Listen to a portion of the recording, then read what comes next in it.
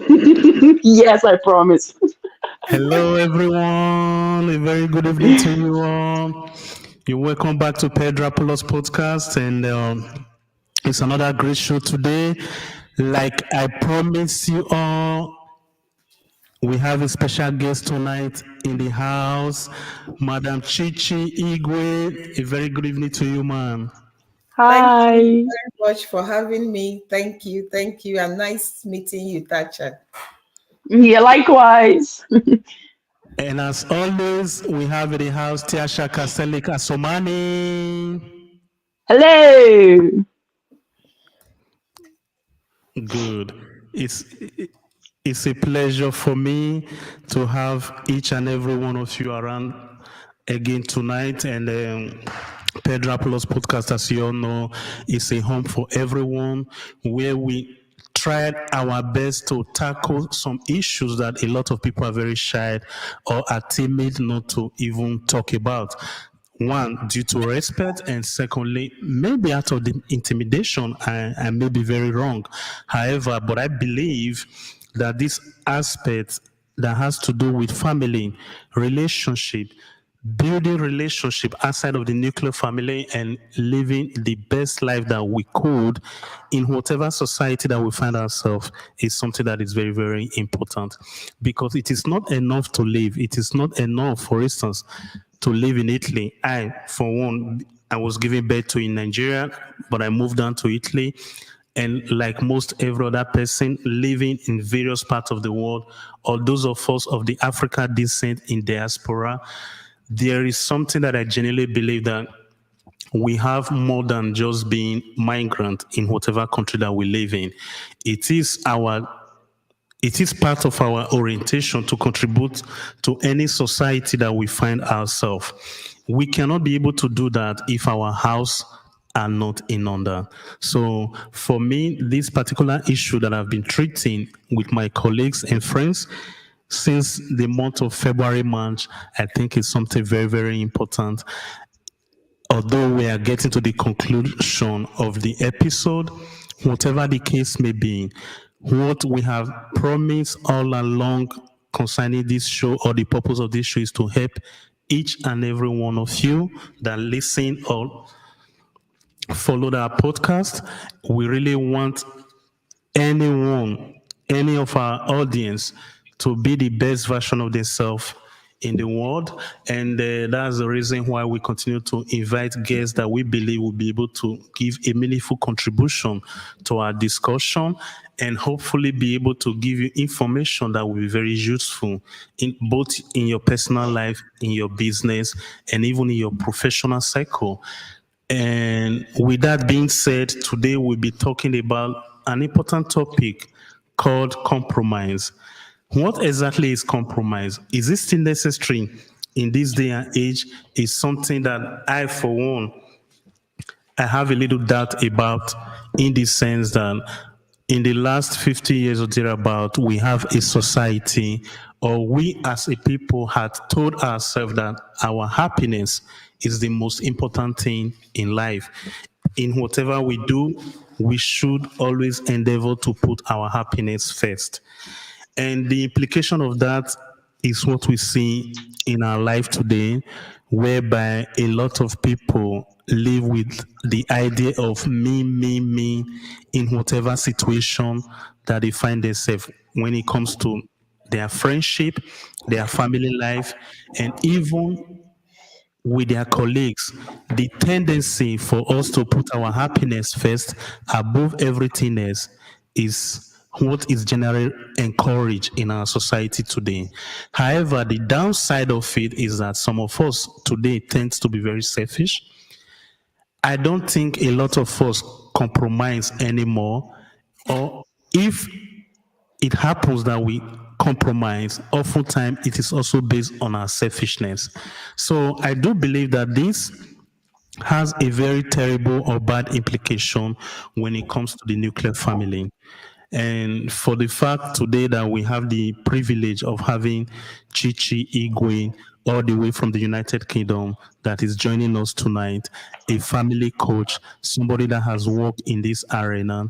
And I think it's a very important thing that we invite somebody of her caliber to grace this interview or this discussion tonight.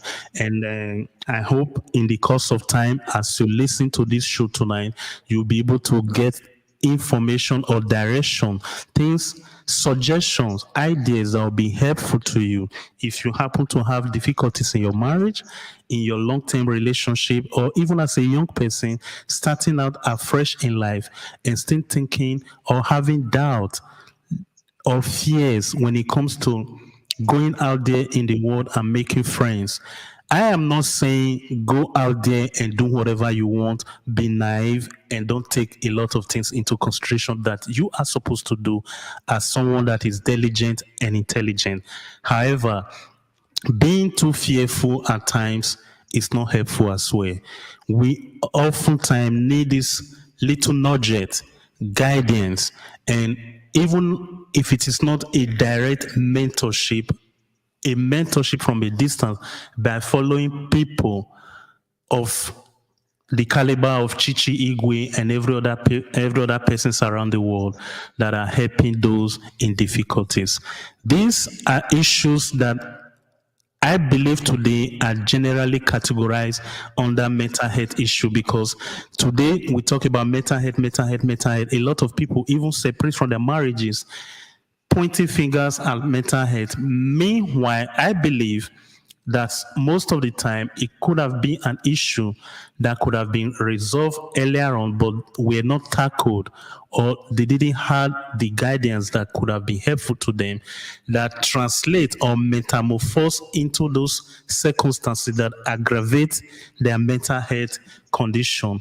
So this topic is very, very important for me, and I hope it proves useful to you as a person as well.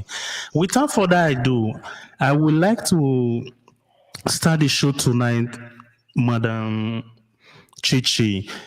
Uh, Compromise is something that a lot of people talk about. Almost everybody believes that they are nice, that they are considerate. That is what we say, but oftentimes our actions are quite different from what we say exactly. So, as we speak today, in the year 2024, is compromise still necessary? Or rather, what is compromise? And if compromise has a clear definition, is it still necessary, madam? Thank you, thank you, thank you. So, well, let's not waste time and dive into it. Compromise. So, we are talking about relationship now, and relationship is all about compromise because different people come with different values that they have. And you can't talk about compromise without bringing in values because that's what is in context. It is your values against mine. It is what you want against what I want.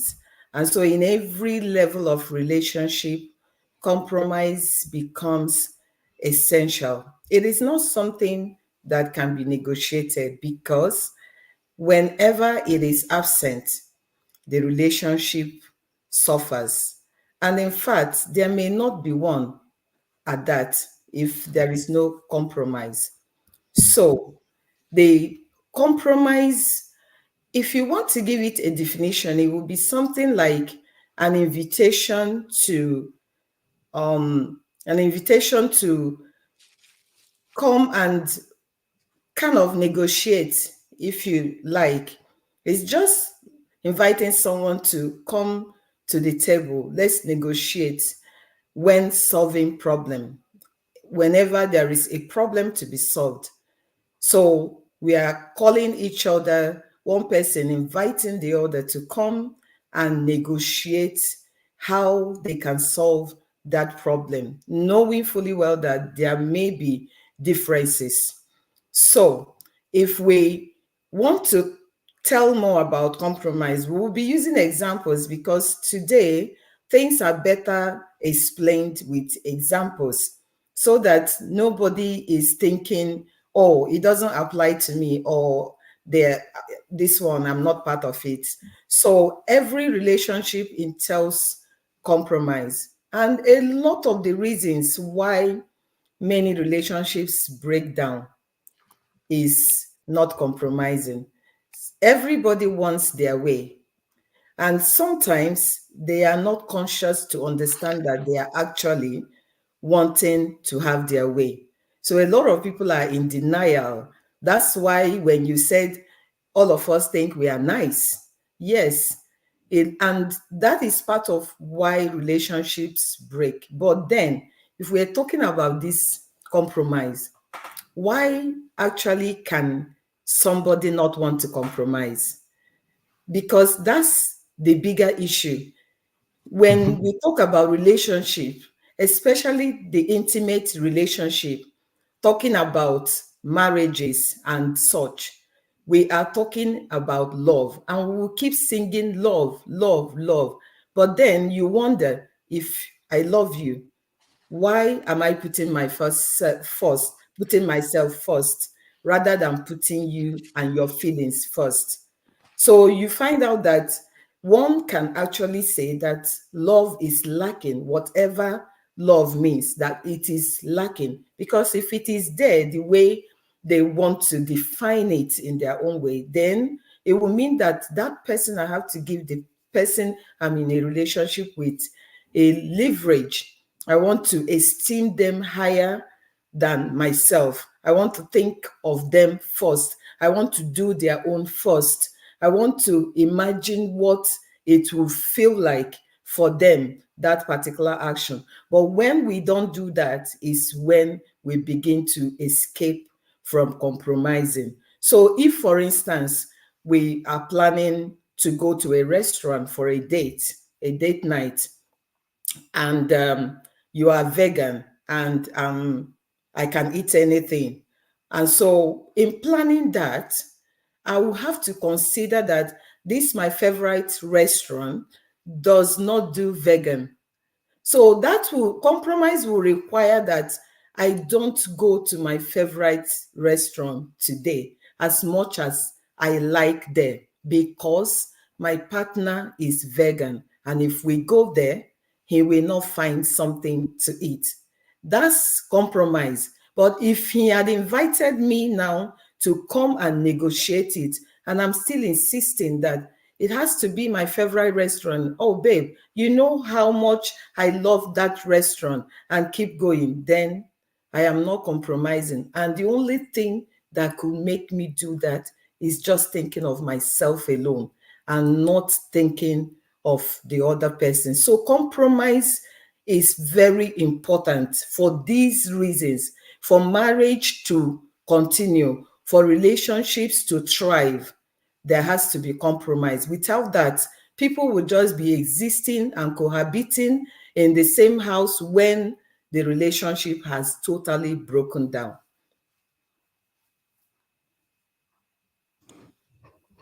Thank you so very much, man, for the explanation. And I was so doubtful at the beginning. I must say that you've convinced me, and like, compromise is necessary with all the examples that you have given. And if this is the case, EC, if compromise is necessary, just as Chichi has said, why do people find it difficult to do? Is it out of pride, or especially for two people that profess love to each other, they have even gone far to get married to each other? Why is it difficult for people to do? Okay, the question for me. Yeah, Okay, if you don't mind. why is it difficult for people to do? Very good question. If I say I love you, just look with the example that Chichi gave. Imagine using this restaurant scenario and everything. If I say I love you, why should is it something that has to do with pride, or can we call it ignorance? Why is it difficult for people to concede some ground for those that they really profess I to will, I love? will, Number one, I would say is pride. I will use their ignorant or others, and then I will use another word. They are self-centered, make me they are selfish. For just the most especially the last example that Madam Chichi Igwe just gave, that was such a clear example of two people who are in love, whether married or they are dating, understanding themselves, communication. Because for you to understand somebody, there must be a communication. She said, if one is that you don't eat this, I eat this. I need to communicate with you. You need to tell me these are things you don't like. And if really I love this person, that is where I said ignorant. Because some people they don't know that what they are doing is wrong. Mhm. Because they will like, well, he is the one that is not eating. Me, I'm eating. So why should I leave what I love for you? Now that is you're selfish. You're selfish. You're be self-centered. So majority of us, unfortunately, the life we are living today, that is the life a lot of us are living today. Nobody, some people they don't care about the feeling of another being. They just feel okay, you are the one that say you're not eating, or you're the one that say you are not going there. But when we talk about this compromise, I believe that compromise not just only in relationship, even in your working place, even with your children. There's, there are things that as a parent you will say you will never do, but a child can come in and like talk to you, and before you know what is happening, you're like, okay. In as much as I've never thought about it, or I've never thought I will agree with such a thing, now as a parent Mhm. you're compromising. You understand? So just as Madam Chichi said, it's very, very important. And we need to come to the reality of we have to learn it.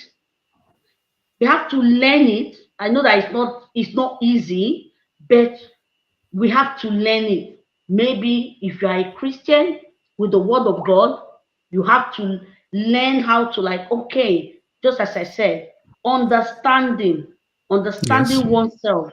You understand? When you Mhm. understand your partner, then you put it into practice. Maybe you don't know how to do it before. That is when this, I think, when you are faced with this kind of challenges, that is when you need people like Madam Chichi, that I call them the doctor of love. That's what I normally call the coach. Them that understand, That's because true. maybe in their own way they were able to break and make one to understand. Because believe me, the example she made, the last example she made, wow, it was an eye opener even for me. You understand what I'm saying? It was just like a wow, because these are things that you see, we do it every day and we never think of, oh, I'm hurting my partner.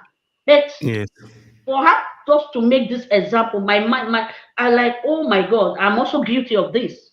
So that's it for now. Thank you so very much. Tiasha, do, do listening to the examples and imagine a scenario, imagine a young person in that kind of situation. I know for a father you are a millennium, so pardon me.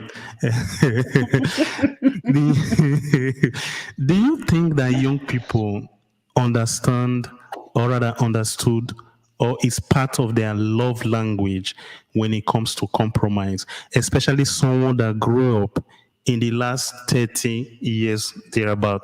I'm just making an example here where we were told that you are good the way you are a princess, and going out to the world and saying things completely different from what our parents told us.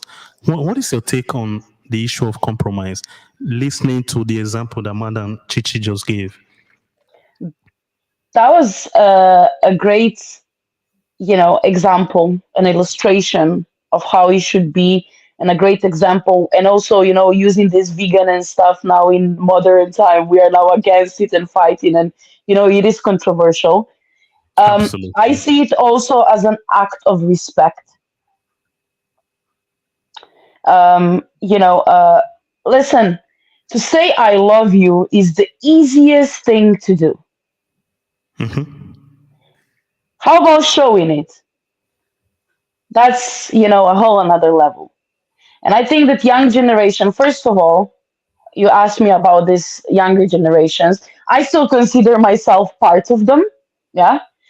I think that we are, like you said, we grew up now in a time where, especially also this with feminism and all of that, and equality that we also spoke about, where we want to be, between men and women, right? Women want to be equal in a way, in whatever way they find, right? And I think that, they want to surpass that. And I think the compromises are then also harder to make because of that. Because if a woman will show like lack of respect to a man for being a Mm-hmm. man, he's also gonna slap back by being that, macho and showing his masculinity and not stepping down for a woman. That's how I see it. And I think the younger generations in general, I want to ask them what love is. I think that they don't have really a clear picture of, it's easy to fall in love and have that, lust that you feel for another, those butterflies and stuff.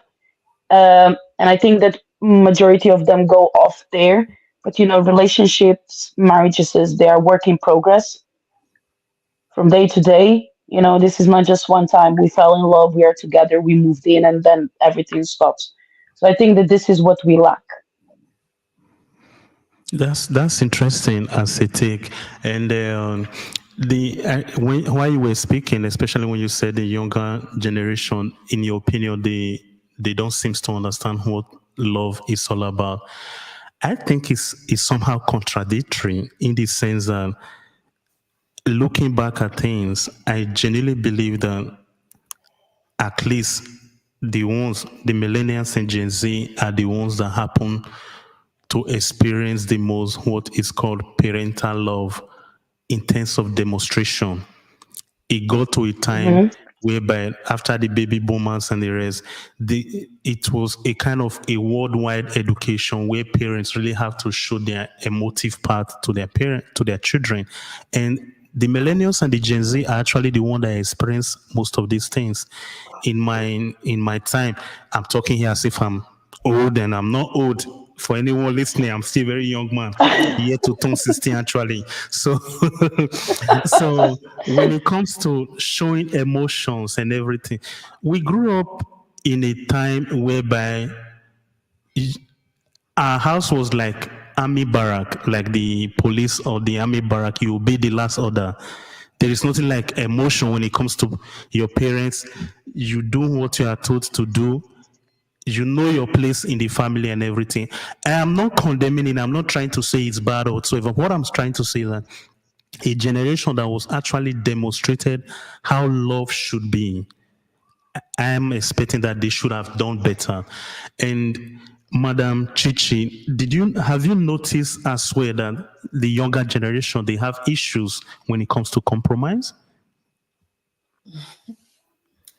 Yes, even though it's not just them, but it's prevalent among them because of how they were raised.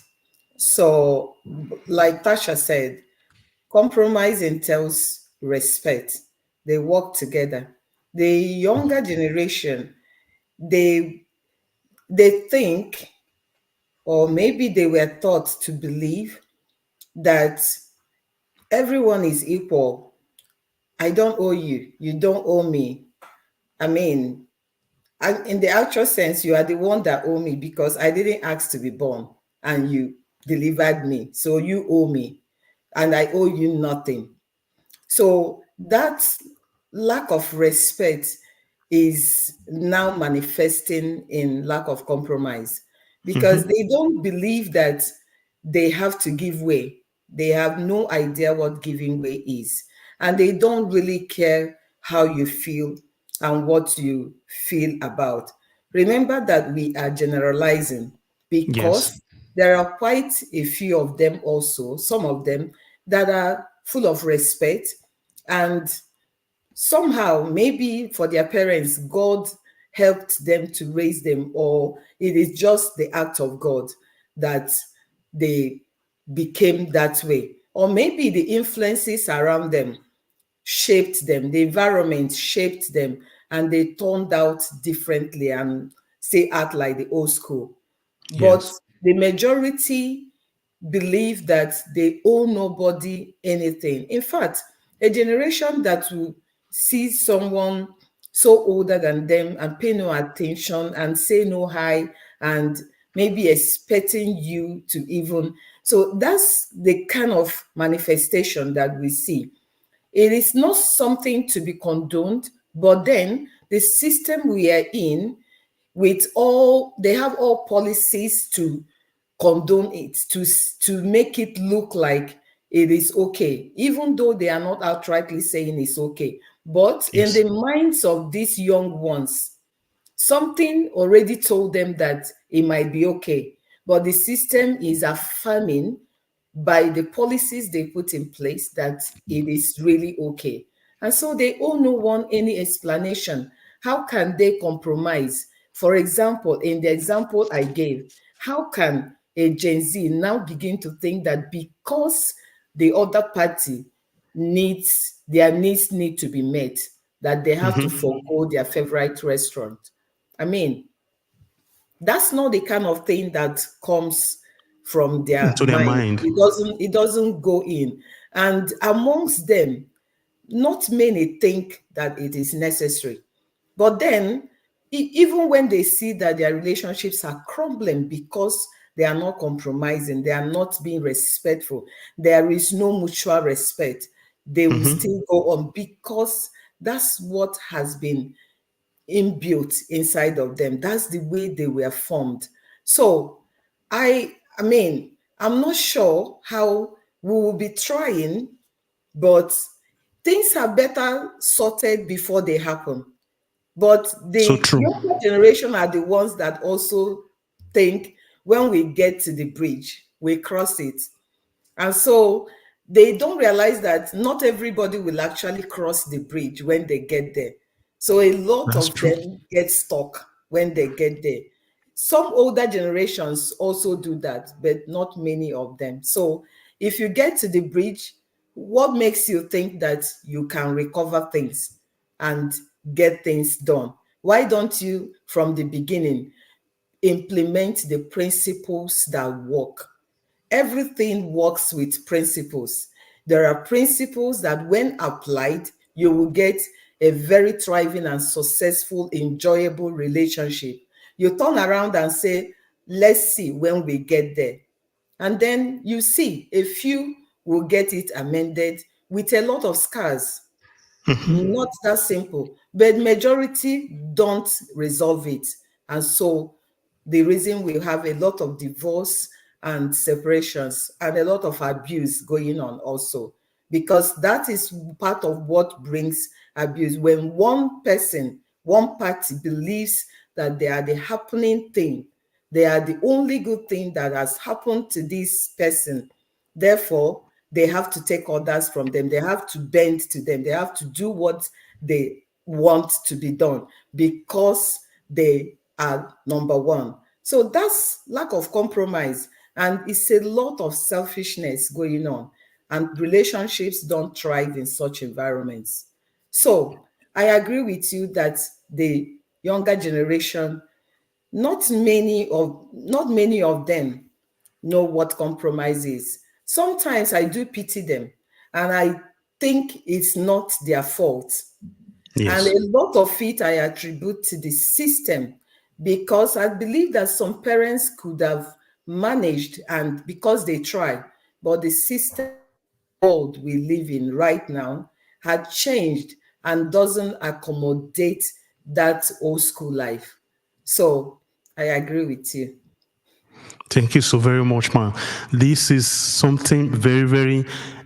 While you were talking, madam, I listened carefully. And one thing that I would just reemphasize in the things that you said is time is precious. If one, for whatever reason, happens to believe that when I get to the bridge, I will cross it, one, they are not even sure they are going to get to the bridge. Two, if you get to the bridge, you won't be sure when it is that time if crossing the bridge is even something you will be needing as at that particular time. So, guys, time is very precious. Anytime you have the possibility to turn your life around for good, do it. Nobody, like they said, tomorrow is not given. Nobody know what will happen tomorrow. The best time you need to be able to turn things around is today, this very moment that you have.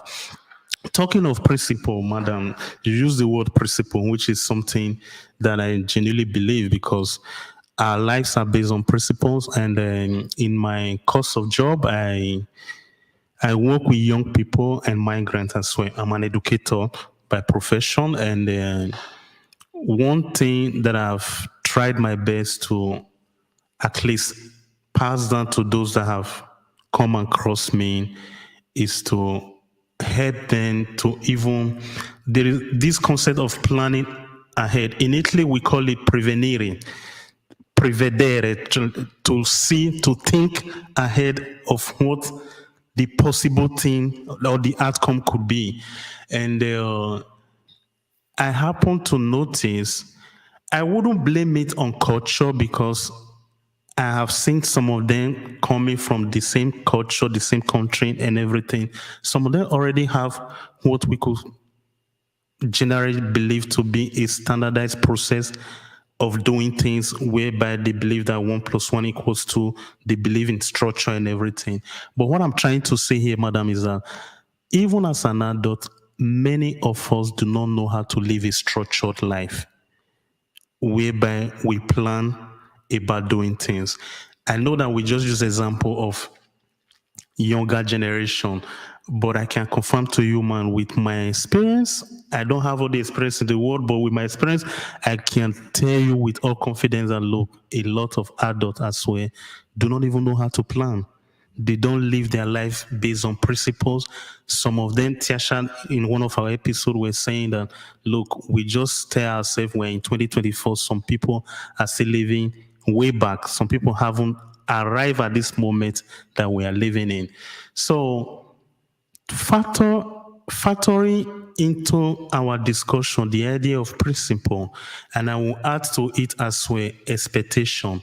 And for the fact that we are talking about compromise, is it possible in our relationship or maybe in our day to day life dealing with others to be able to manage our expectations in line with the idea of being able to compromise? I will give example to help all of us understand the question better.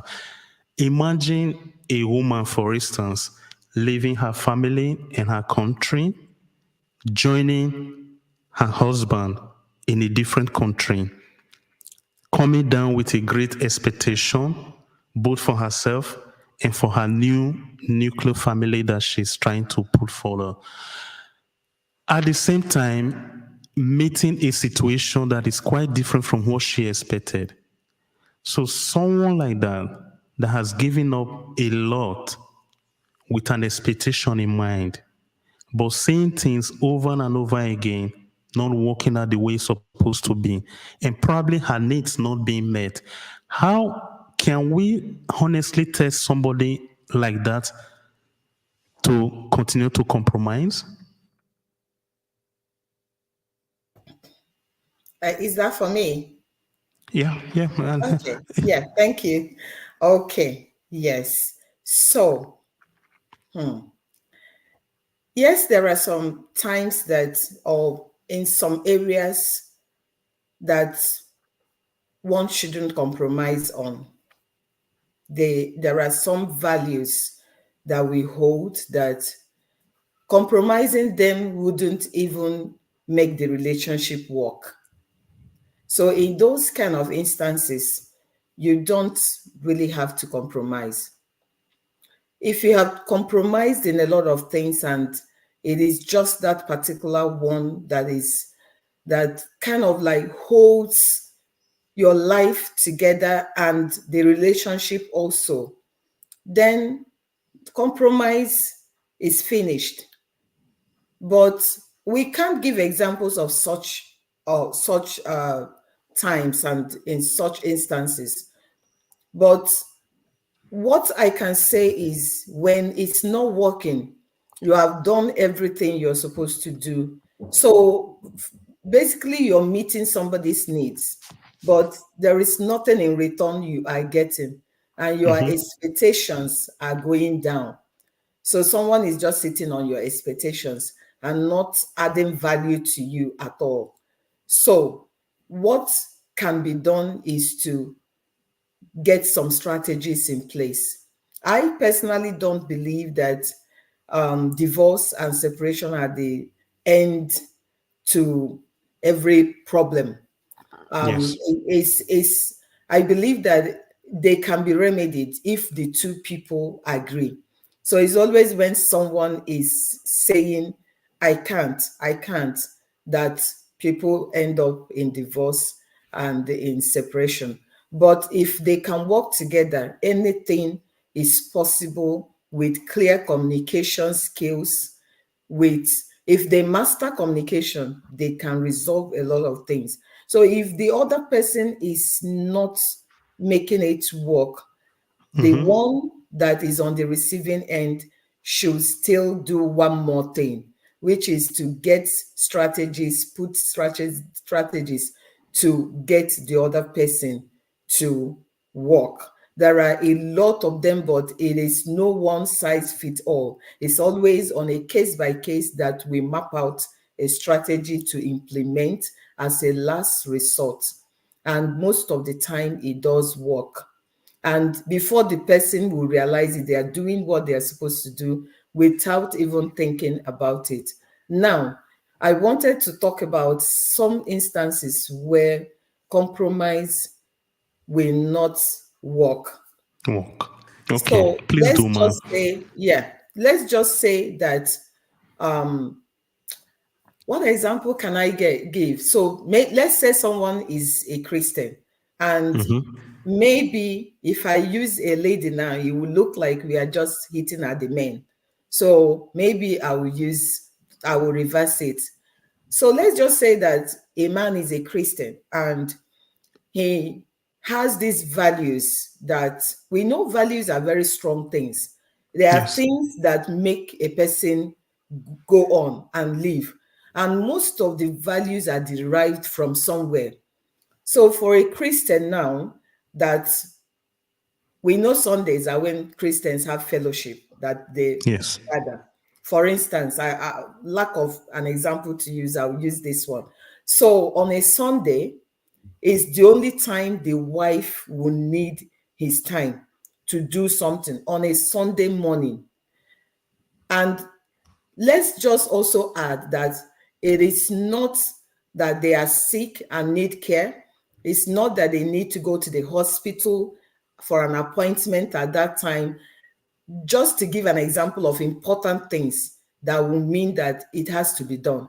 But if it is take me to the salon and that time is the only time you find to go to the salon to do your hair or makeup, and you don't drive, and so you need the man to come and drop you on a Sunday morning, and you have done it the first time he went thinking it's a one-off, you did it second time, and then it becomes a routine that you have to skip fellowship to now go to the salon every Sunday morning. But there are Monday, Tuesday, Wednesday to Saturday, and he finds that you are at home on those times and you have 2 hours, 3 hours that you spend doing nothing, and you couldn't ask him to take you to the salon, something is definitely wrong.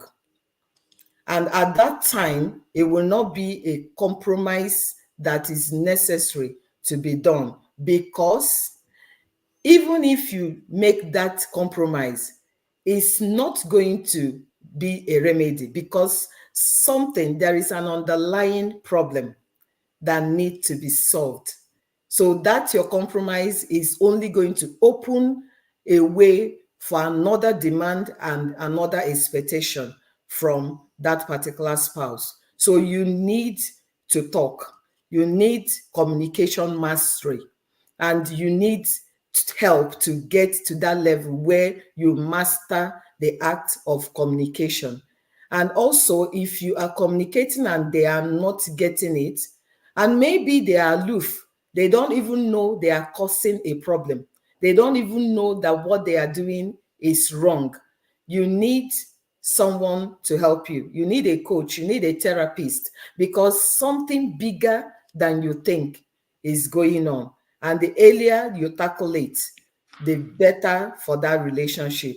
So, yes, there are some times, and in some times and circumstances, or on some things that you shouldn't compromise on, because you will keep compromising and there will be no end to it. But a lot of the times, compromise is needed, because it's things like doing chores, running errands, showing acts of love, you know, doing the things that will help the other person's emotional well-being to be up. Because usually when you give in and compromise, what you're actually doing is affirming the other person's feelings and boosting it and making them feel better. So it does a lot of psychological and emotional things to the person that is receiving that compromise, that you are compromising for them to have their way. And so it's a very big thing.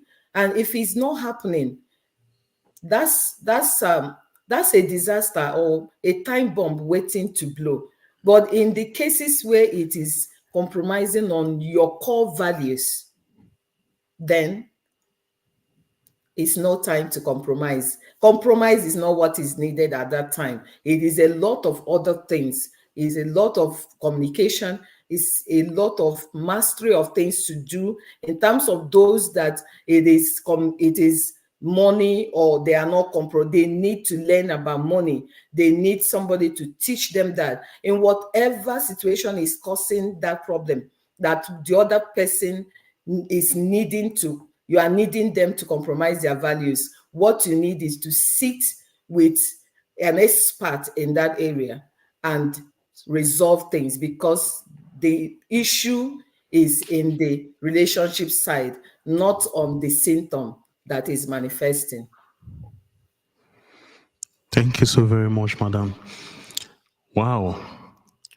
I I didn't know that How do you compromise was this say? It deep. shock you? It shocked me. I didn't know that compromise was this deep. Even And even the like they say, there is so much we don't know, but at times we end up believing that we know. Compromise, we just throw it around, not knowing in details what it entails. If, say, for instance, as a parent, I know you have an a young adult child. Are there things you will not compromise on as a parent? oh yes, oh yes. I just as Madam Chichi said, their values, their values, maybe moral values that as a parent I will not compromise for my son. So that is where that communication comes in, because I can't tell him this thing I will not accept without a proper explanation. So we need to sit and we discuss. And I have to make him understand my view, why that value I cannot compromise it, why it is important for me. So when we're talking about compromise, yes, there are limits to everything in life. So as for my young son, there are things he may come, let's take for instance, I'm not going to hide this, and maybe call me old mom, like tattoo, and I don't like it. So I have told my son right from small that please, because of what I believe, because I'm a Christian, I don't think I will welcome that in my home. So I'm not going to compromise. I'm not going to accept it. As far you still living under my roof, these are things that you don't come back one day and give me that good surprise. I will not take it. So this to me is my value, and his mates that they are doing this thing. I'm not against it. I'm not like saying that they are not, but this is my value. So I love you, but I will not take this. And look at the reasons. As a Christian, I take the word of God. Okay, I use the word of God to make him understand this is the reason I won't accept it. So I just made an example, you understand? Of So course, of course. when as a mother or as a father, some of us, I want to say this, and some of us as parents, we think we need to tell our children yes in everything they are saying. That is why today we have a lot of young generations that when you tell them no, it sounds so odd to them, like, why are you telling me no if my parents always tell me yes? These are a no to a child is a value. And I think I learned this maybe because of how I grew up with my son. I always have an explanation for a yes and an explanation for a no. I have never said no without an explanation, because I didn't want him to think I am like, how am I going to call it now, a general. Mommy said no, so I still move with that. So it's very, very important as parents that you don't want to compromise in some values that you have, but those are the values that you are also putting on that child. Because remember, we are not talking about the relationship we're having with our children, because these are values that you are putting in. And if that child sees that you as a parent, you standing with that value, believe me, he or she will also follow you with it. But by the time you like, okay, the world is changing, we are now in 2024, so that's why I said as a Christian, because there are people here that will say it doesn't matter. That's to you, it doesn't matter. To me, there is a reason. Is a value to me, and I'm not ready to compromise it for anybody. Maybe the day he leaves my house, start living on his own, he's now a man, maybe. But as far as you're still living under my roof, these are things I will not compromise for you. Thank you so very much. I asked the question because we are talking about compromise and in the context of marriage, which encompasses everything that has to do with the family, in my opinion.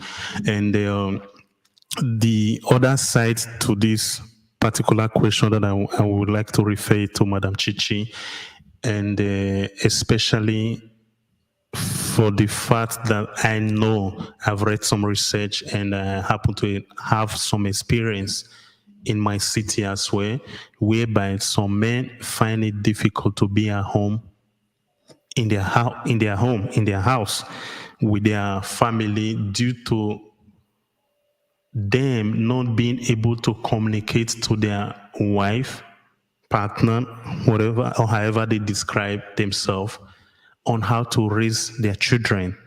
So in a real life situation like that, when it becomes conflict between father and a mother with respect to their children on the best course of life to take, how are couples to go about that?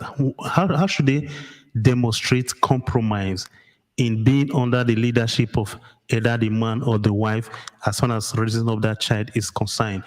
It has really been an issue in my city for quite some time. It still continues to happen today. It gets worse at times. They even have to get the welfare officers involved and everything. And at times, the welfare office has to subtract the children away from them. And some has actually have some sentence from the high court against them. I can't remember the English translation. In Italy, they call it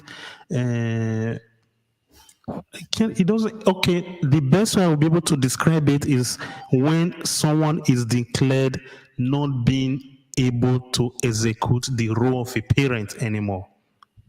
Okay. So So, they've lost parental right, parental rights. Yeah. good. Is it possible for couples in that kind of situation to apply this concept, idea of communication and compromise like you have explained to us tonight? So everything boys, I mean, there will never be any relationship without communication. And when we talk about communication, a lot of people think it is talking. That's not what we are talking about. We are talking about mastering the act of effectively communicating. Because sometimes you are talking, but you are also not talking. So the sound and the opening and closing of the mouth is not what we are talking about in any relationship. It is true that we are talking about the family unit now and marriage, but relationship cuts across everything, and none of them functions without mastering the art and skill of communication. So that's the basis, that's the starting point. And who doesn't communicate?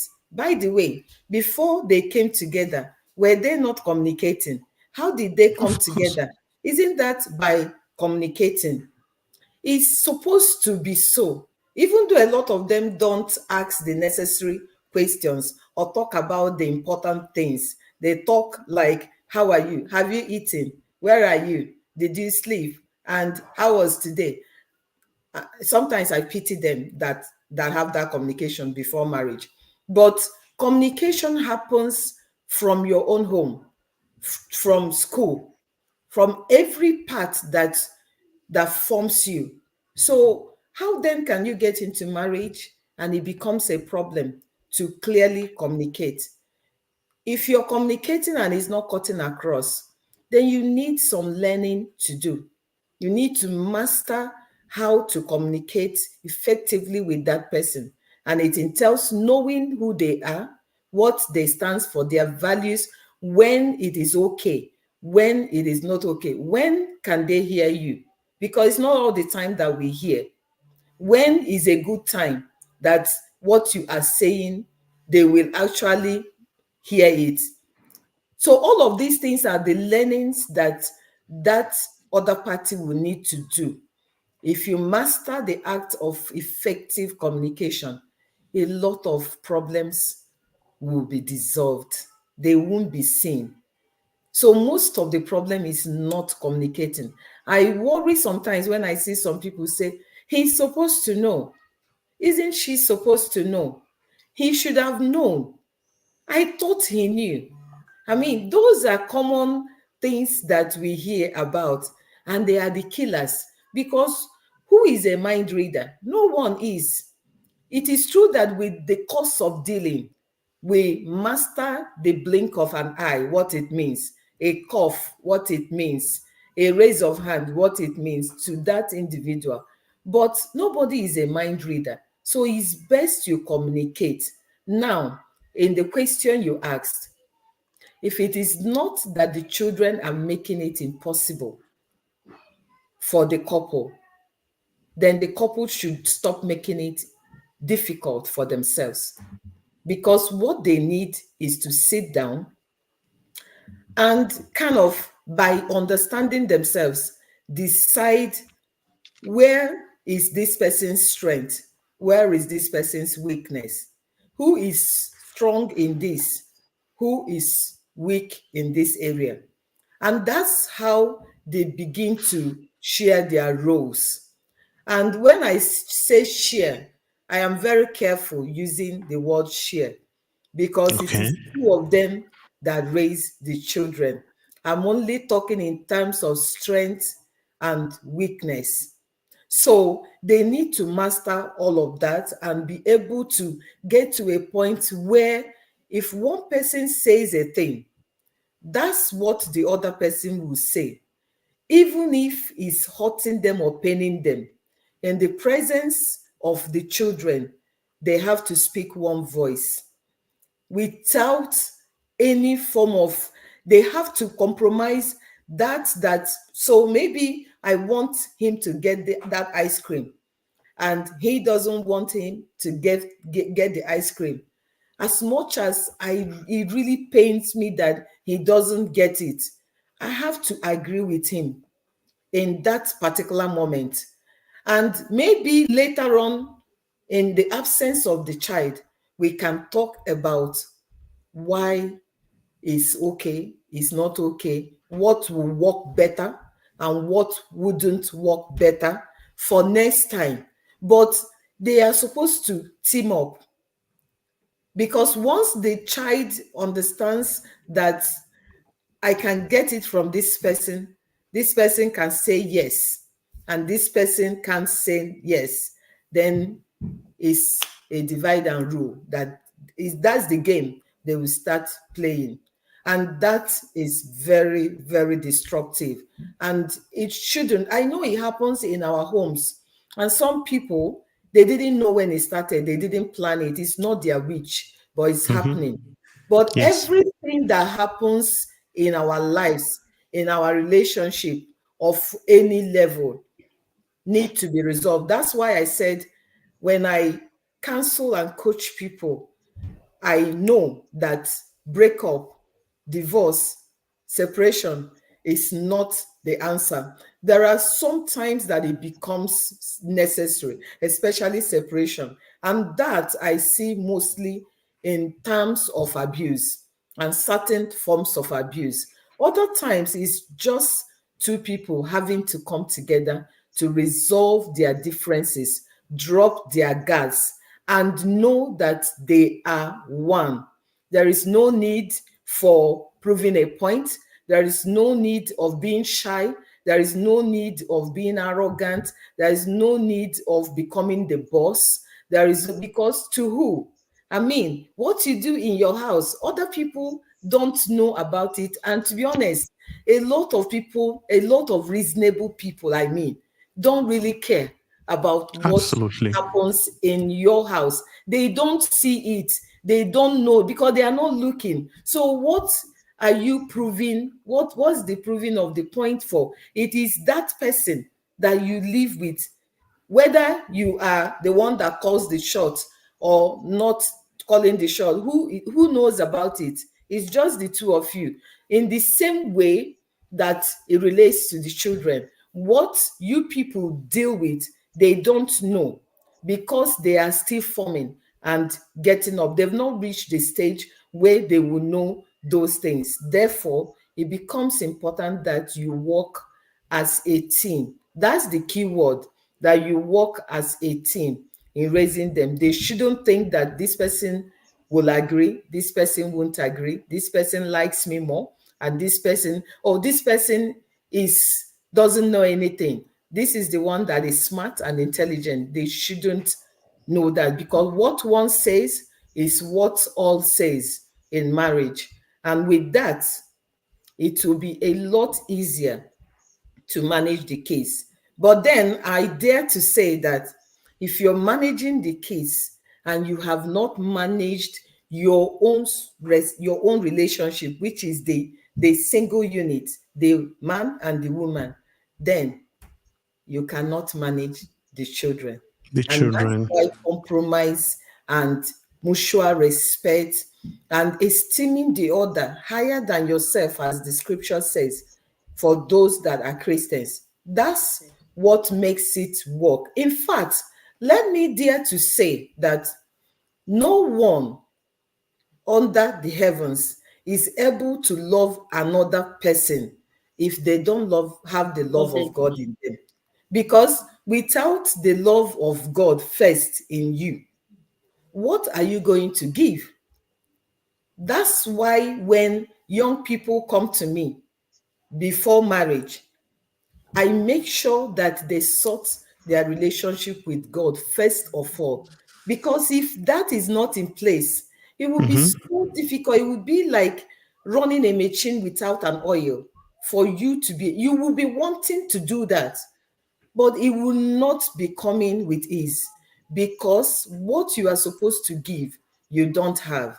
So First of all, they need to become a team, and then they need to compromise that their desire, that their want, that their like, that their feelings, especially in the presence of the children. It's not the time to talk about it. It's not the time to say you shouldn't have, said that, you shouldn't have done that. It is when the children are not there, because that way, once they get this feeling that mom and dad will say the same thing, there won't be divide and rule in your house. In your house. Thank you so very much. Thank you so very much. And I would like to a sub question on it, especially I would like to direct it to Tiasha in the sense that you've you've heard Madam said it is important to have mutual respect and love for each other. My question, therefore, is it possible for one to compromise for someone that he or she do not respect? Because I'm trying to, I may be wrong, but I am of the opinion that at times when things break down to that extent, it's an act of, it's a sign of lack of respect for each other. So can you compromise for someone you do not have respect for? No, you can't. I mean, we spoke about it before, right? You can compromise with a person when there is respect. Mrs. Chichi used a good example with the vegans at the beginning. If you Mm-hmm. have respect for that person as a person and respect for that person being a vegan, that you can compromise going in another restaurant. And number one, if you don't respect that person, or you don't respect the fact that the person is a vegan, you won't care. Exactly. You're gonna be thinking about yourself, not what the person. So it's same goes in a relationship or any type of ship for that matter, right? You how? I mean, put yourself in a position of like you maybe not feeling the respect for another person. There will be a situation where like compromise, let's say, will need to be made. I think that in that case, even if it comes to a compromise, you will take it as a sacrifice, Of course. or you go in another extent then as a human being, and then maybe on in that selfish defense mode, like no, my feelings matter. Yeah, That's what I because I'm think. trying. But if you do allow me, please, Mrs. Mhm. Chichi said before, she gave an example about, with the ice cream. She said maybe, I Yes. will allow a child, and well, when she comes back, I might ask, because what it is, we are so using this communication and respect and compromises, right? And I Hmm. am really eager to know. She used an example. I will, let's say, allow the ice cream, but he will say no. And then I'll angrily accept it, let's say, for a child not to get an ice cream and have a private conversation when possible about it. You see, this also doesn't like state much of a respect to me or like understanding, just jumping in front of kids and saying no and opposing, my yes.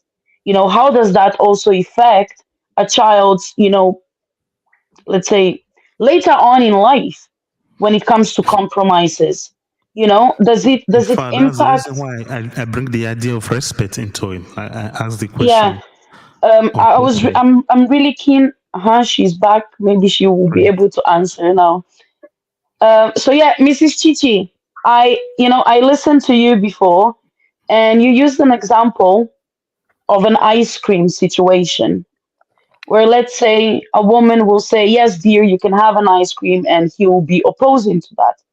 My question here is, we see and hear about these things quite often, especially if a woman says something, a man, although how bad that sounds, might say, the opposite because his one stands. Now, doing that in front of a child, how can this impact a child later on?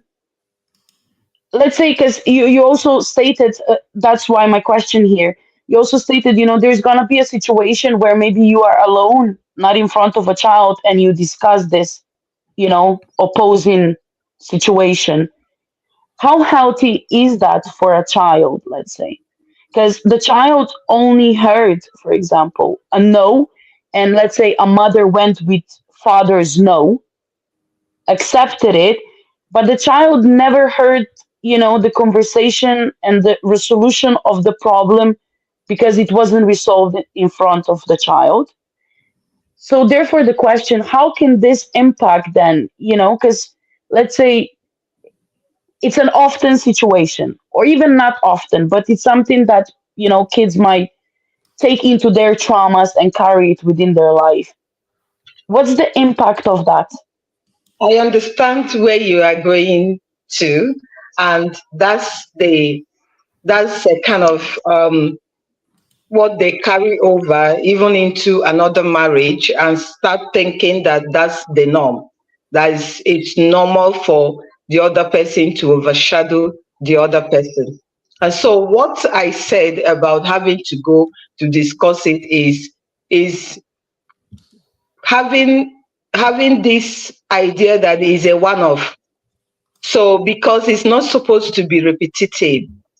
So a lot of times people keep learning themselves. When people come together, they are in the process of learning themselves. So if that has happened, that one person is saying yes, the other person at the same time is saying no, there has to be somebody who is the matured one that will stay back and let it happen. And then they will go home and find out, why are you saying he can have it? Why did you say he shouldn't have it? They have to go to what Issy was explaining, that you must give an explanation, because that's how you effectively communicate. If you just tell someone, do it, don't do it, then that's more reason why they want to do the one you said don't do, and not do the one you want them to do, because they become curious. But if you explain it, they will act from a place of knowledge, and it will become their own thing. They won't be doing it like they are doing you a favor. Because they are acting from a place of knowledge and understanding.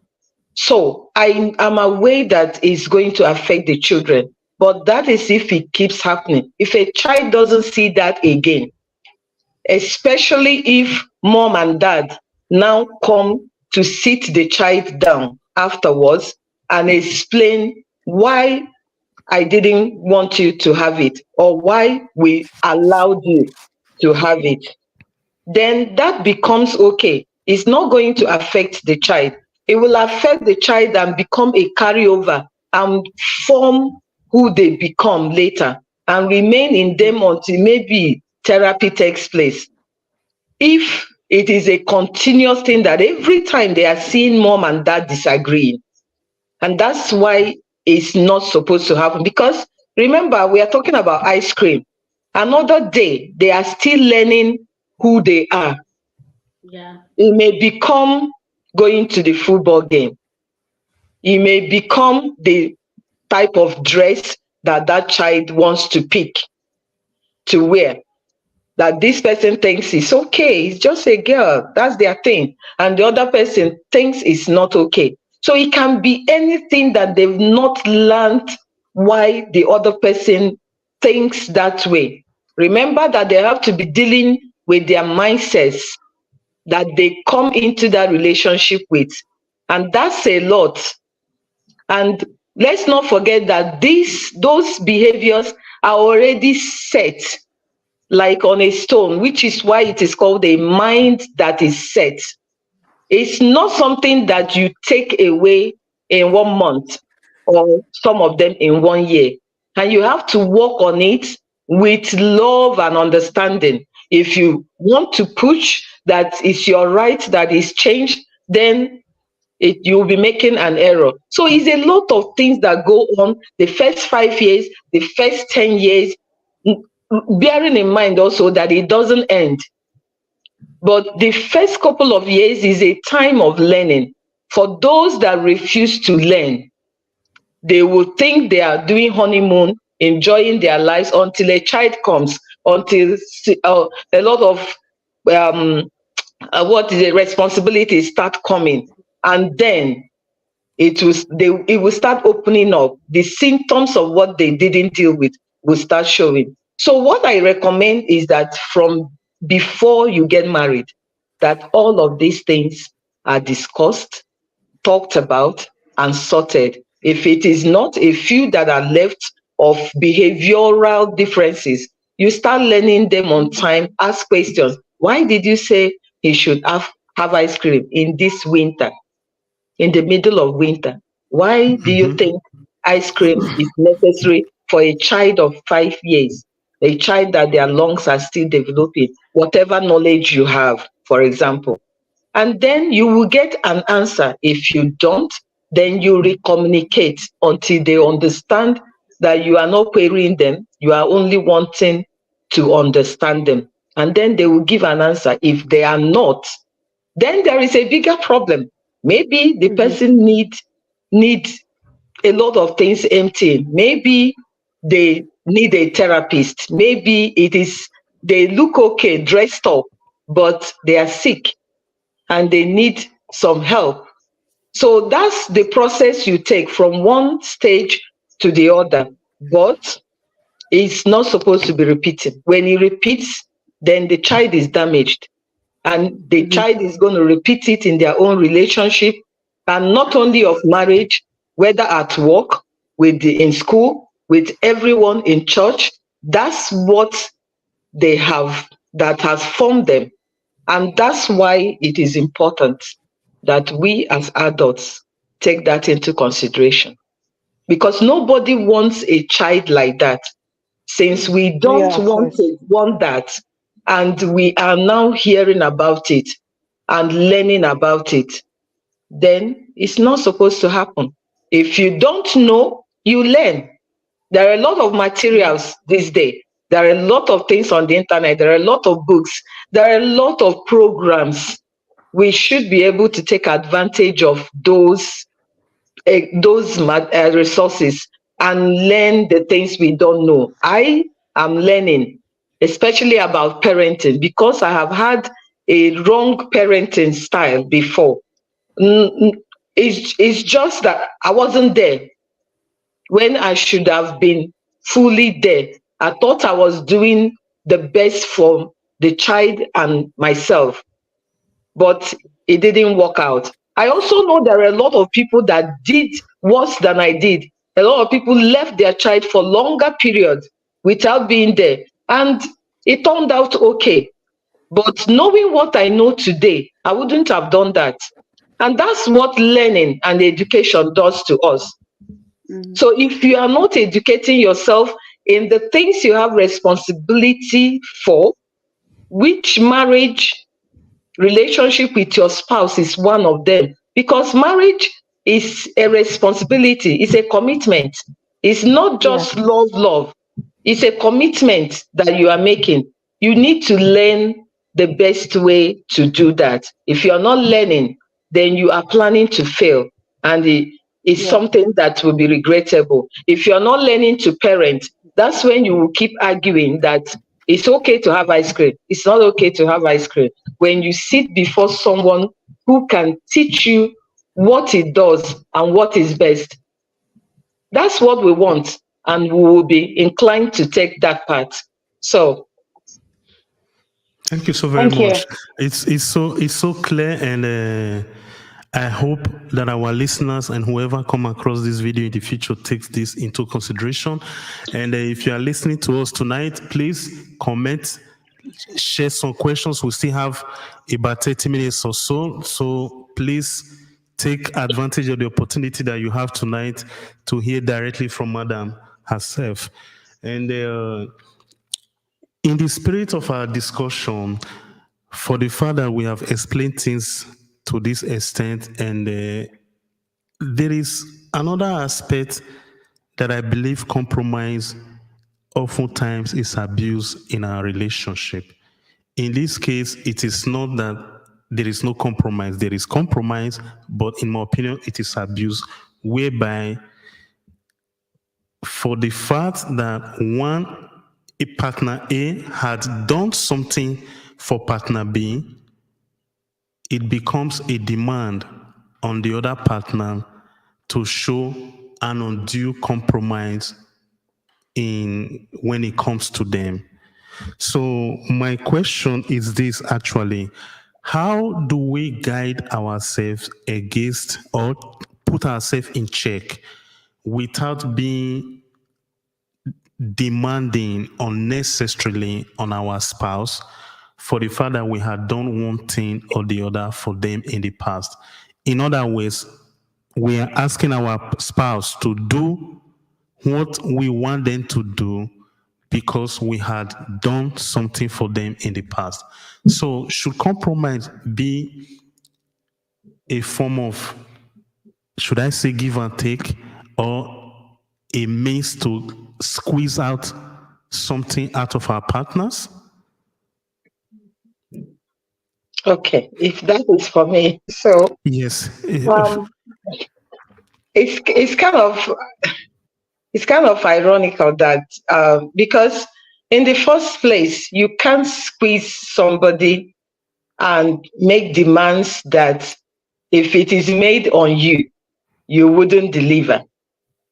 So you always Okay. what compromise does is turning the table around and becoming the other person.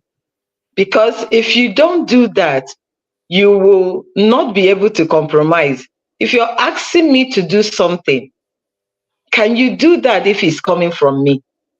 If you can't, then you have no justification to ask me that, except that you are taking me to be who I am not. In this instance, we're talking about marriage. It Yes. means at that point, you are regarding me as a non-wife or as a non-husband. Because if I am a wife or a husband, you can't do that. Because you and I have become one. If it suits you, that's when it suits me. If it will pain you, it's supposed to pain me. I know that we do have areas of strength and weaknesses, but that is something that is relative. You have to think, can I do this? If, let's just say it's not the same thing, but if this person now asks me to give up this thing that I really like, will I be able to give it up? Mm-hmm. It's not the same thing. Maybe it's to drink green tea. If you're asking me not to drink coffee, can you stay or do without tea? If you can't, then you should be thinking, but this is how I feel when I am denied this. And I think that is how this person will be feeling now, which means it's not okay. So I'll let her drink her coffee. That's what compromise does. It's not a means. I mean, that's actually the scenario you created is someone treating the other as their slave or as unimportant. It's with disregard and disrespect. They really don't mean a lot to you. That's the only reason. And of course, they don't mean a spouse to you. Because if you lie on the same bed with someone and Mm-hmm. you share your nakedness, I don't know. I mean, it's kind of funny that you have shared the highest thing that you hold, which is your nakedness, and you can do that to the other person, like treat them like they are not part of you or they are not even your relative. So that is an abnormality, to put it lightly. It's an abnormality and it shouldn't happen in relationship. And sometimes we see an abnormality, we don't pick it out immediately until it becomes very huge. Anytime a spouse is expecting that the other person should go extra mile because they can, but not because that you did this and this for them. Now I'm going to ask a question. At what point was that gesture or that favor or that kindness done? Was it before you got married or after marriage? If it is after marriage, then you did for yourself. If it is before marriage, they have become your spouse. You are the full benefactor of all of that you did. So, where does the issue of squeezing them come in? You're squeezing yourself, and it is going to tell on your relationship. It's just that you don't know it yet until it hits you. Because over time, it will accumulate, and that person that is always giving and compromising, they will run out of compromise. They will run out of value. They will run out of whatever it is you're demanding. When they become empty and you are not filling in, it's only the obvious that will happen. They will go on red, and everybody, including children, if you have children, will suffer it. So it is something to actually avoid.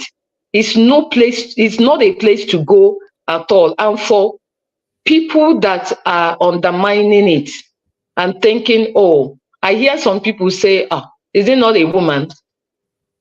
Oh, I'm making the money now, he should do that. I mean, is it too much to ask?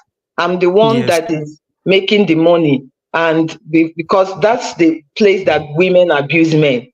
And for a lot of men, I will just add, not to cut you, I will just add this to it because it's really in my head. I don't want to forget it. I brought her from Africa. She should do whatever I say she should do. Or I brought the man, I did this, I fenced their house. It's crazy out there. That shouldn't be happening. Therapy. It shouldn't happen because that person is either doing that on purpose or they are sick. And let me tell you, a lot of people are sick. Forget that they can take a shower, put perfume, dress up.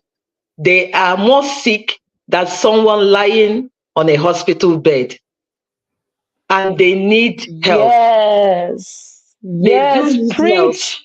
So if help is not given to them, then a time will come when they will relapse and it will be disaster. So if you are a spouse and you notice that somebody is saying, you have to do as I say because I bring you from wherever, or because I did this kindness to you. I'm wondering, kindness to who?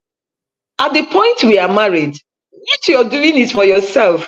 If you don't do it, you are the one that it will tell on, not me. Yes. So you are actually getting gratification from the things you are doing for me. You buy me clothes. When I wear it, who gets gratification? You. You give me food. Who gets gratification? It gives me energy to carry my wifely duties. Who is benefiting? You. You do something for my parents. Who is getting the glory? You. So what are you actually doing for me? It's what we are doing for ourselves. If you really want to talk about it, if it passes doing for ourselves, please pack it up before you do yourself a disfavor, because there is no need for that. Listen, the only thing that will make somebody make such demands and even utter such things is because that person in their mind is not a spouse. That person is somebody else. And that's what the person at the receiving end should start looking for strategies to stop. And that's strategy. That's what most of my coaching program is all about, strategy. Yes. Because most things will work when the right approach or strategy is applied. And that comes from a place of knowledge. You have to learn and then deal with yourself first, and then you apply it to that person. Trust me, before they know it, they are doing your bidding without realizing it. That's because you are applying the strategy that works. And the one that works is with love. When you do it from a place of love, it works. So you should be thinking of strategy in that time. If it doesn't work, you get them help.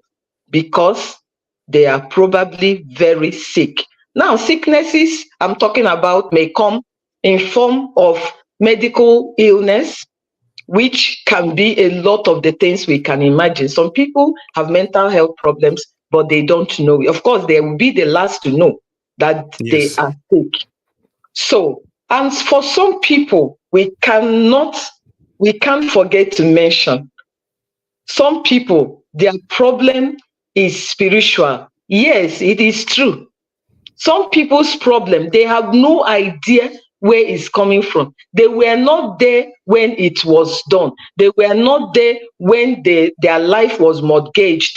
They were not there when anything happened, but it is having a negative effect in their lives. They also need healing and they need help. Now, it is you that is sane, it is you that is well, that will begin to do that. If you are not in love, if you don't have love and respect for that person, or feel what they open yourself up to feel what they are feeling, how can you render help? How can you find them help? It won't happen. And that's what happens until a lot of families separate and go their ways, because nobody is willing to do the work. Nobody is willing to think of the other person and put themselves in the other person's shoe to get them the help that they need. Many people are sick. Only if you know what they are going through, you that is well will pity them.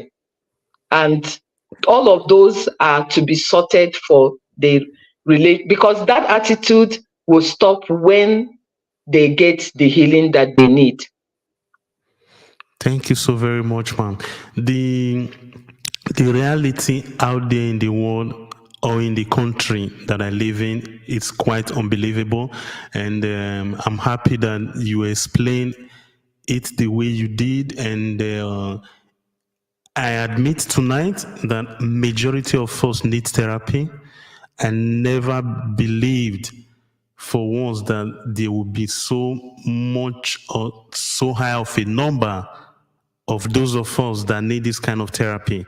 Honestly, I have met people that I used to believe that education is enough to even guide one through life and stop some kind of thinking or mindset. But listening to you again tonight, like you rightly put it, it's a mind that has been set for over a long period of time. It's going to take years, months to do all of those things. So education alone is not enough. You are a very good medical doctor, heart surgeon, may not necessarily translate to the fact that you know how to deal with people or even in your personal life.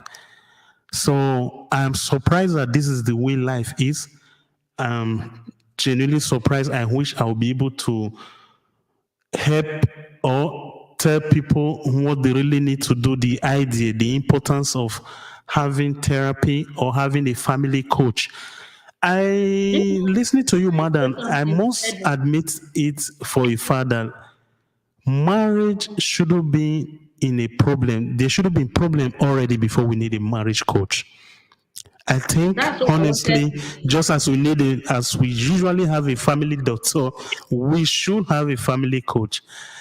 I Do you agree with me, man? I genuinely, this is what is coming to my Yes, mind. I don't want to leave the show tonight without saying it, even before you, madam. Is it true that we need a family coach? Knowing what you know from your experience today. Yes, I wish that some of us did get all day, that we did get more than attending single seminars during our time.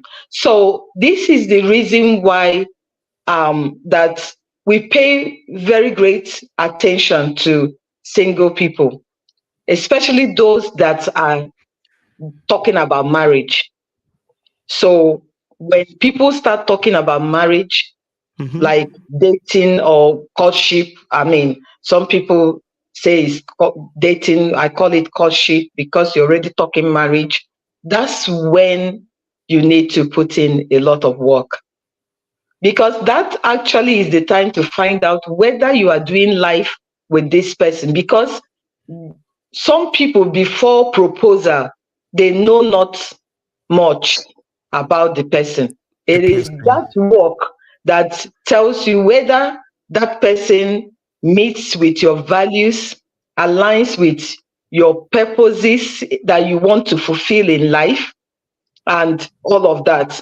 If it doesn't match, there's nothing wrong in calling it off, because it's a great journey and it requires if you're not agreeing, then there is no need being on that journey together, because it's going to be a lot of misery, and it is not supposed to be endured, it's supposed to be enjoyed. So, and let's not forget that marriage in itself is a ministry. It's not really just all for you. It is more of a ministry. And how can you then work with one you don't agree in that ministry? So that is more reason why we talk with young people before marriage. The things that you don't know before marriage should be minimal, and so that you can, and this should not supposed to be core values. It's not supposed to be defining moments of life or defining decisions of life. It should be other things that you can work out. You are supposed to sort out your core values first, because that's what you're getting in. That's the person that you're actually marrying. If they don't believe this now, what makes you think they are going to believe it a year after, when they are adults? So you are supposed to sort it first and know that this aligns with my values, with the things that I am pursuing in life, with what I think is why I am here on earth, the things, the impacts that I want to make in the areas I want to make them, that this person is going to help me fulfill that, is going to support me through it as I support them also, because they are not necessarily going to be the same thing. They may be different things in life, purposes, but two of you will help each other to make sure that everyone fulfills their own. If you don't know that, then you will fall into the category of those that need amendments. And trust me, corrections are too expensive. They are very costly. That's why there is no need to get there before finding out if you can manage or not.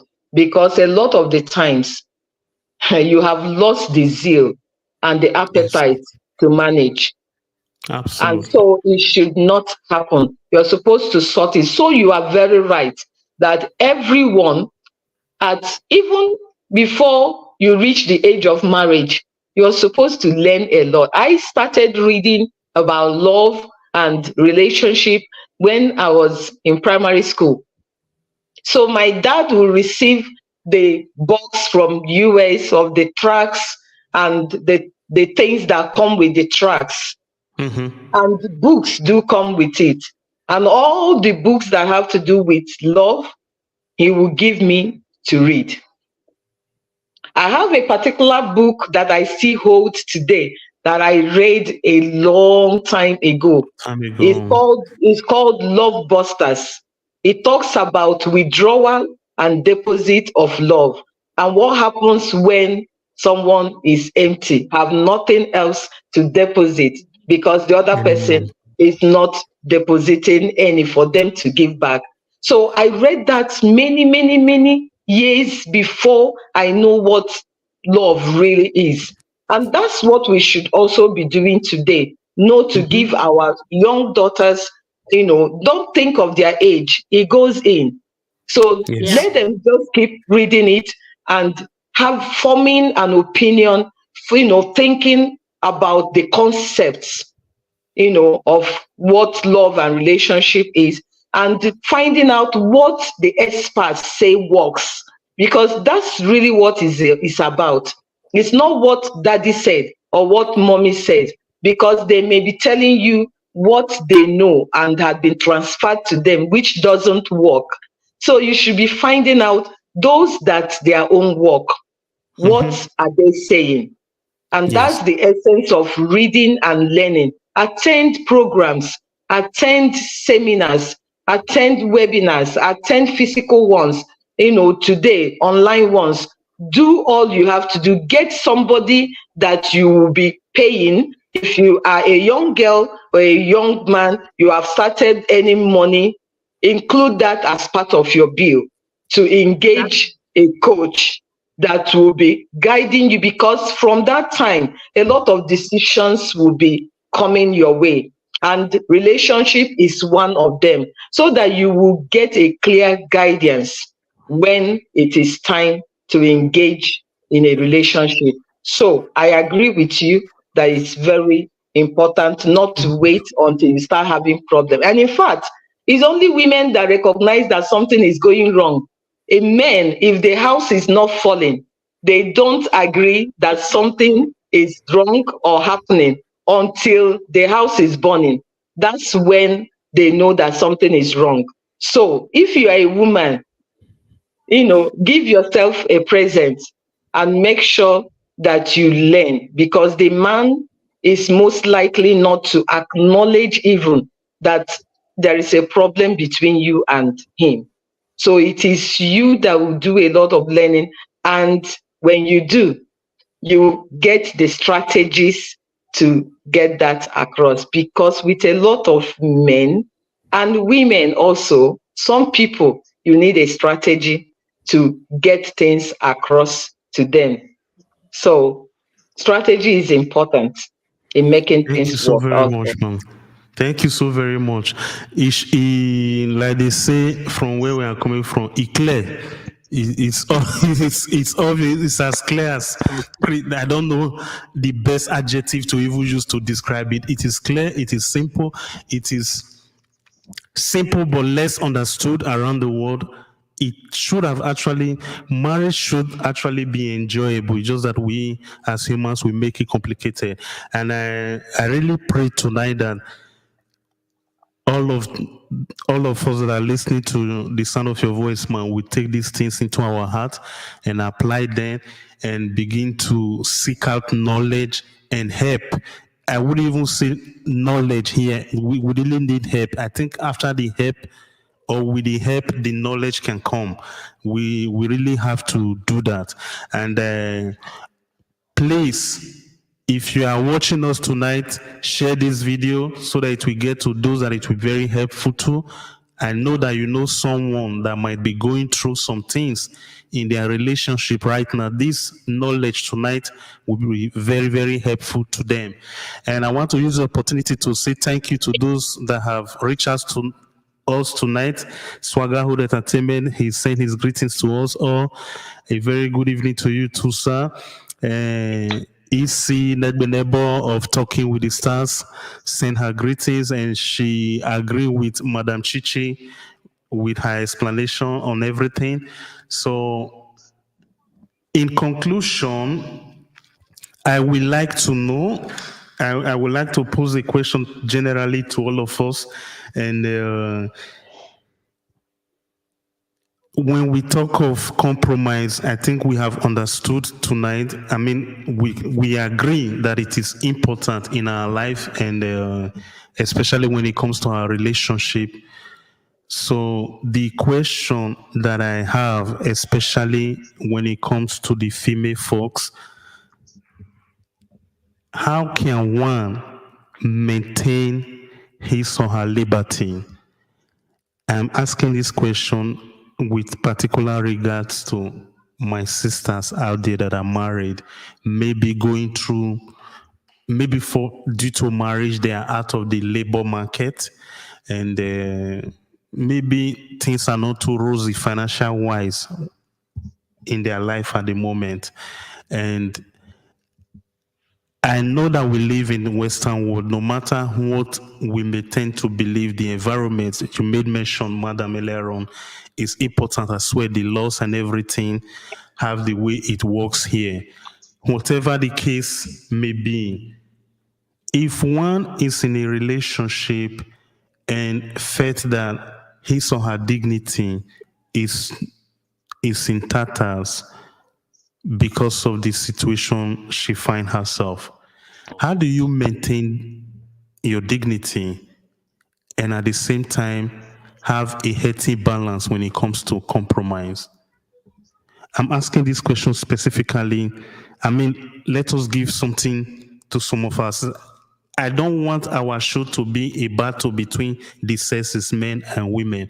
But however, I think it is wise of us to recognize that, look, there are some of us that are in a situation that tend to be imbalanced at a particular point in time due to circumstances in which they find themselves. It could be childbearing, moment of childbearing, they are out of the labor market, and things are no longer how it used to be maybe 5 years ago. Some of them are in a doubt if it's still necessary for them to continue with this marriage. And I really want my show to speak to reality, madam. What can we say to them, knowing what compromise is today? Okay. So, first of all, every time in life that you're stuck, what that is saying and shouting to you is that you need help, and you should not be shy to receive help. And we also don't know everything. Sometimes also, even the things we know, we are not able to implement them. At those points, we will need someone to hold us accountable and to also give us a nudge and to remind us of those things we know so that we can implement them. And that's why help is what every one of us need. Refusing to receive help is another way of saying, I'm happy to fail. If you are in a situation where at the moment you are wondering, what is in it for me out of life? What am I gaining in this relationship?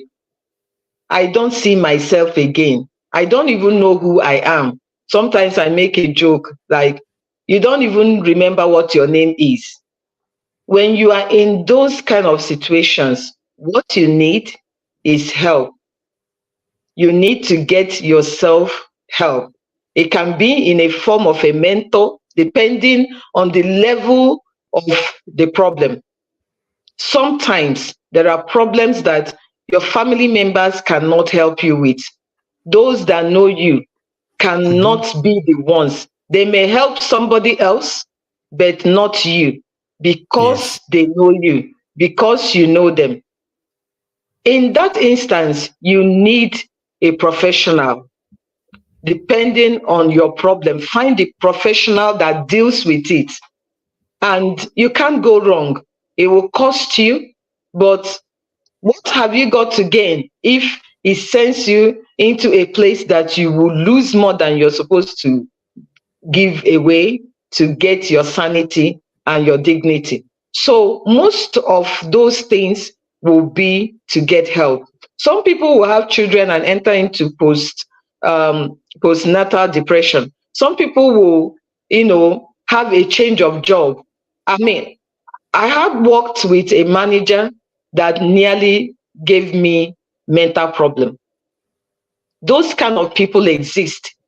And that is why I resigned.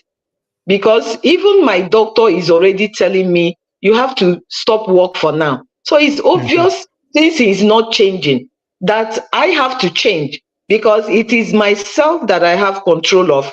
I don't have Yes. control of another person or what they can do, but I can control what I can do. So I controlled what I am able to do, which is to stop, because I can stop. So I stopped. If I wanted another job, I go and get it, because it touched a very important area of my life. I had my son in Nigeria. I normally travel a certain holiday, a must. Other times I could, but there is a change of manager and he's not letting me. I offered to work every day for many days and weeks. I did everything. A lot of staff offered to cover my shift so I can go. He refused.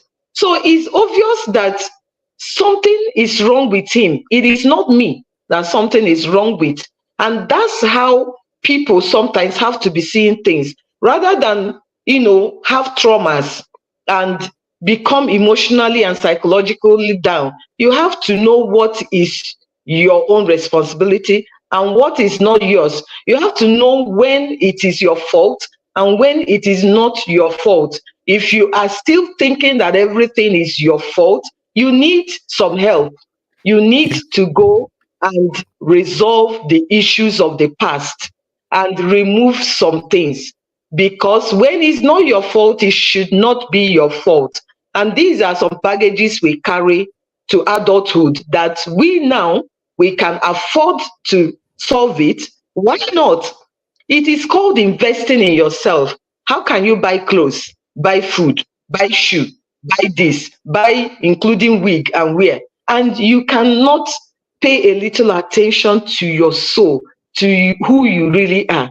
It's very important, and it is common with our people. They don't pay for professional help. When Yes. they start doing that, their lives and everything around their lives will start having a meaning. Because if you leave it too long, remedying it becomes, if not impossible, very challenging. So I would suggest Absolutely. that if you are in the situation where, due to this transition or the other, you, or this season to this other season, you have lost your values, you have lost your worth, you have lost some confidence, you are wondering who you now are. It does happen, but don't stay there. All you need is to get it resolved by getting some help, and don't go soliciting from people who have not trained or who have not gone through it and have some experience. You need a professional. Even if somebody had gone through it, they will not be able to help you enough. You need somebody that will combine the experience and the skills to be able to, because a lot of things works when a strategy that will work with it is applied. I am very huge on using strategies to resolve a lot of problems. And that's why it works when people apply the strategy that matches with them, not the one Mhm. that another person used, the It's one that choosing. will work in your circumstance and in your situation. So let them go and get help.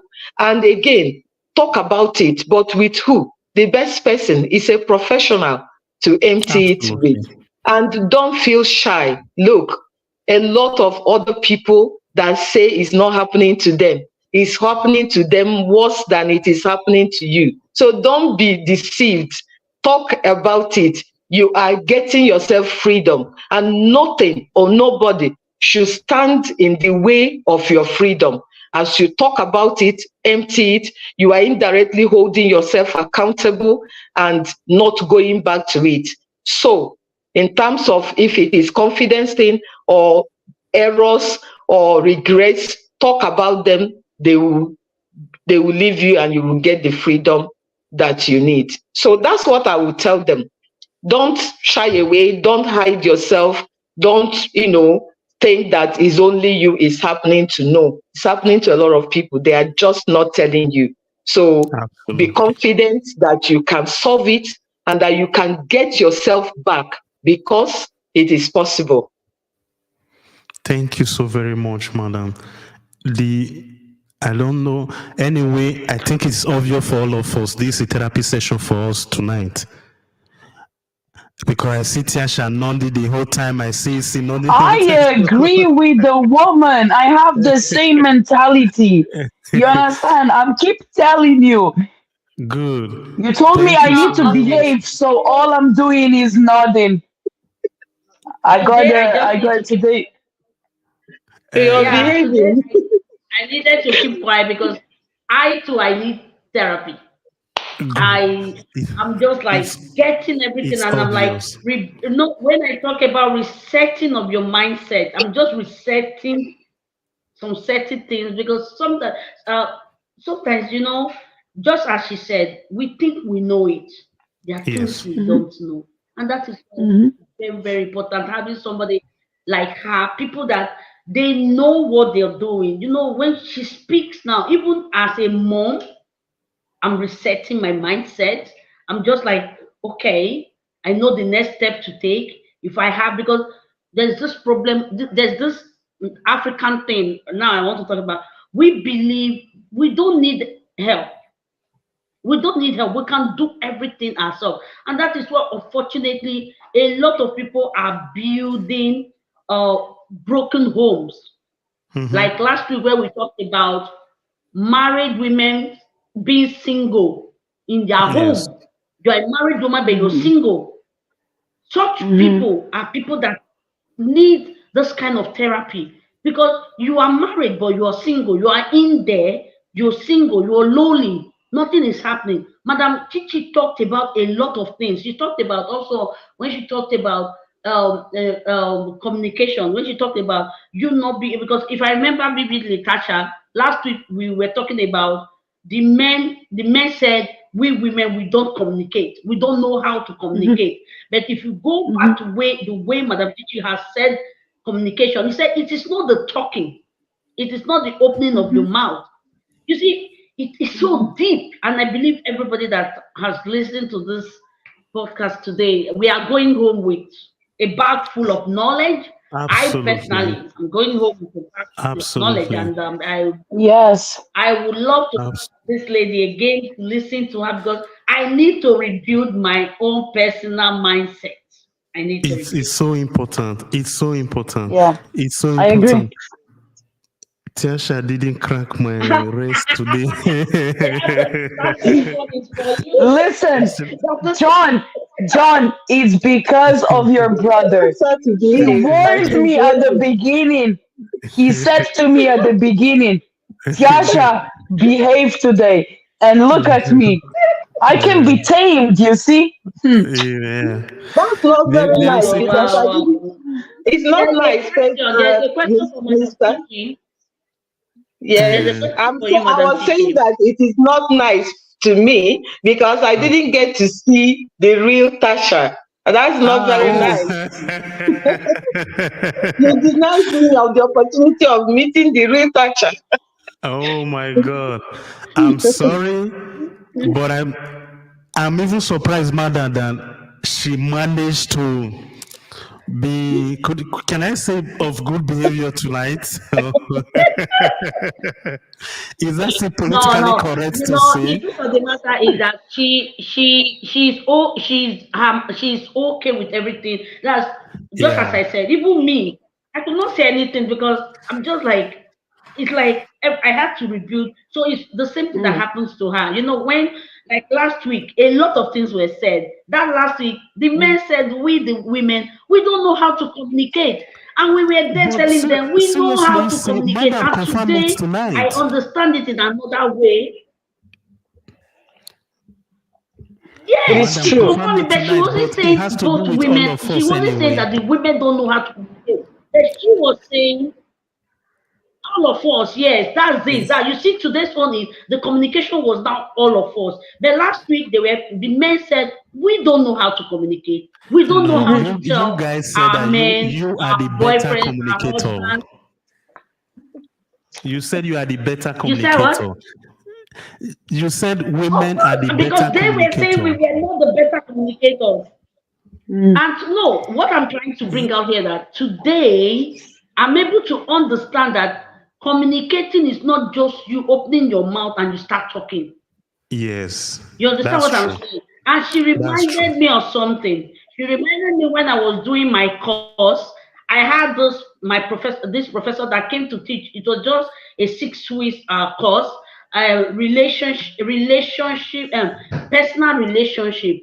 And I remember we did this very part of communication. And I remember she did an example like drawing a circle, that she was telling us where the communication will start and how it will go to the person you're talking to. Is that person receiving the communication? You understand? So immediately she was saying it, that was exactly where I went. I went back to when I was doing my course.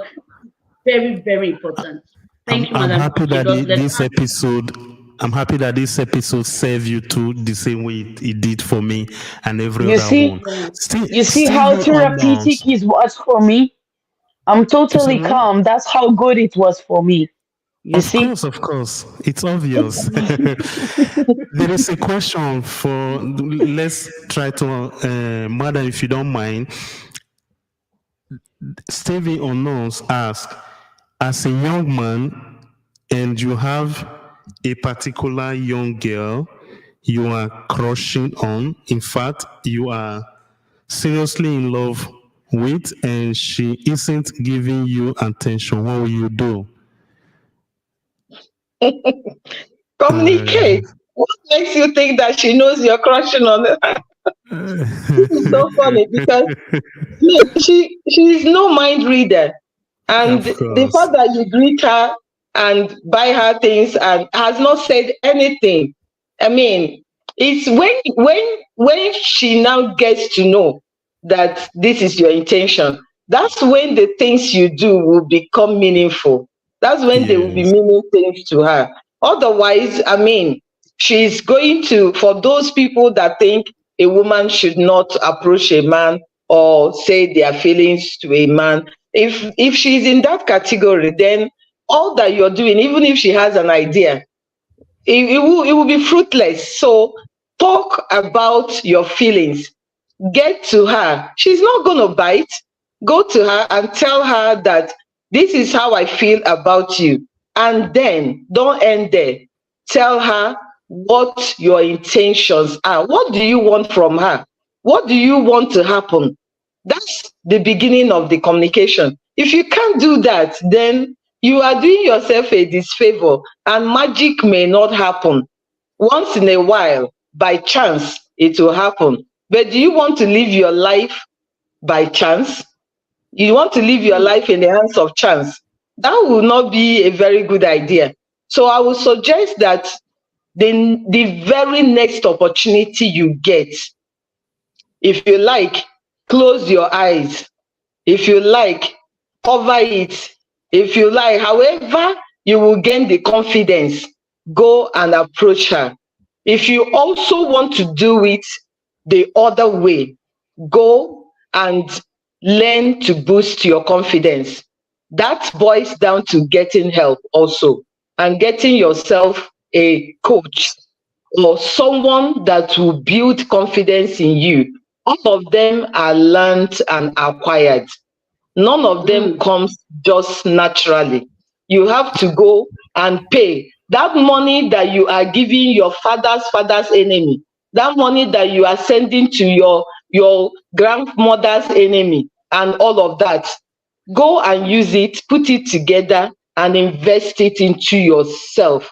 Because now, what you don't have is limiting you. So go and get some confidence so that the next time you see a girl you like, maybe not this one and another one, that you can approach them and speak your mind. And also learn the right way to communicate. It's part of what we also educate the people that want to get married to. Because sometimes the lines that you will read may become the reason that you are not giving attention and you think it will work. So you have to also learn the act of communicating that your want, that your feelings across in the way the other person will understand it. So let's bring it down to what it really is that you must invest in yourself. Coaching, getting professional help of any kind is not a wasted money or fund. It is actually the best money that you have spent. You go and give it to, whether you want to do that virtually or face to face, make sure that you're getting the value added to yourself. It will help you in the long run. And that's the way out. Thank you so very much, man. Can I Thank you so just very add much. something to this answer, please? Yes, yes, yes, yes. We're in As a conclusion, so woman and no professional advice or anything, but you also need to know that if you are doing too much, if there is too much attention and too much trying from your side, that's a complete turn off, my guy. So please, if you are doing that and you are investing too much of yourself into her, it might be his turn off as well. Apart from the communication and everything, just please, you know what your situation is. If it is the way, Mrs. Chichi said, go for that. But if you are too much, then you need to pull the notch down. Sometimes we women, we like to be chased, but we don't like to be pushed as well. So, you know. Perfect. Perfect. On that note, I will call it a day for tonight. And the most important thing I want to share with you all tonight as well is that this is not the end of this discussion. By the grace of God, we'll invite again Madam Chichi, and we'll have the possibility for us to get to know how she do her job, what family coaching is all about. We don't just want to stay on the surface of the words or whatsoever. We will have the possibility from A to Z, whereby she will be able to explain to us what this is all about, and be able to explain in details how one can get to meet her if you so decide to do so. And mind you, she made mention of it earlier on. Consultation could be at a distance through virtual coaching. That it in this day and age, it is no longer a problem if one is in Australia or the other one is in Djibouti. You can always connect via internet and still get business and things done. So set your mind at peace. By the grace of Yeah. God, she will bless our show again and be able to explain things in detail, because I genuinely believe this is something that we all need, and especially the young ones, people that are in their 20s, late 20s, 30s. If you are planning to go into this journey in life, as we have understood tonight, it is even important that we start on time, especially with the question that Stevie or Nose asked just right now.